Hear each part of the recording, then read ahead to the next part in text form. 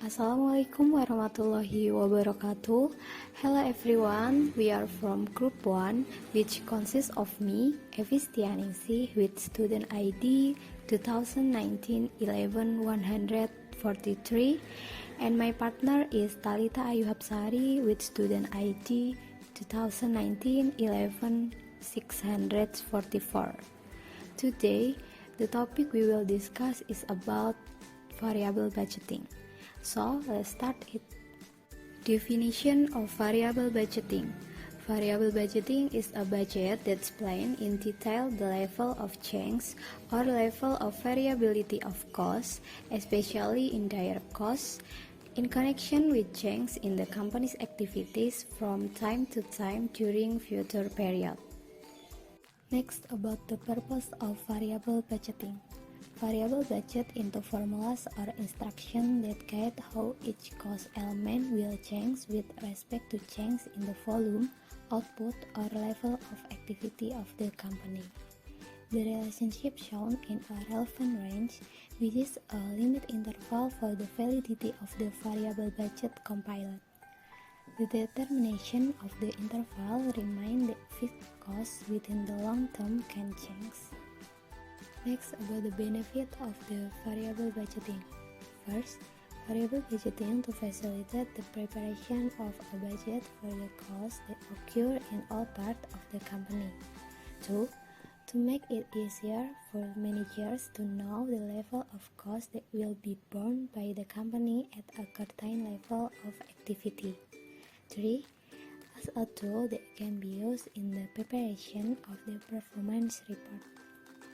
And the next slide will be presented by Talita. The time is yours. Okay, for the next slide is the methods of separation of fixed cost components and variable costs. The first method is sketch diagram methods.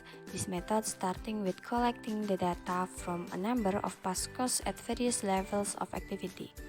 Then the data is depicted into axis graph. Vertical axis or Y to describe cost and horizontal axis or X to describe the level of activity.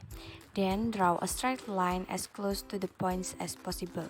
To determine the amount of the fixed cost component, it's done by extending the straight line until it intersects the vertical axis. The point of intersection on the vertical axis shows the amount of total fixed cost.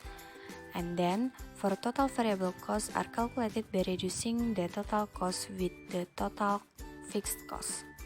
Second method is high and low point method. This method is used for determining cost behavior by analyzing past costs at the highest activity volume and lowest activity volume.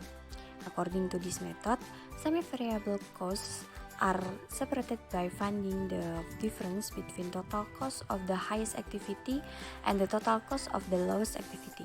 This difference is the total variable cost that occurs at the level of activity between the highest and the lowest. The third method is linear regression analysis. The linear regression analysis method separates the semi-variable cost by using mathematical models that are usually applied in the field of statistics.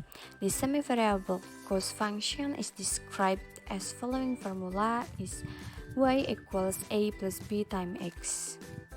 And then the next slide is about the forms of variables budgeting. There are three forms of variable budgeting. The first form is formula form. The way of presentation by showing the mathematical relationship between the amount of cost and the capacity used. The formula used in this form is y equals a plus b times x. And then the next form is table form. This form presented in certain multiples of relevant range, so that it can be seen the total cost of each item at various level of output.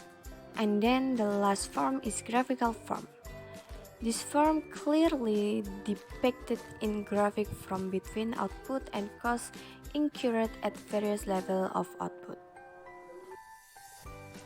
Okay, it's the end of our presentation. I hope the information that we have conveyed can add insight for you. But if there is something you can understand, please don't be hesitate to ask and let me know. Thank you for your attention.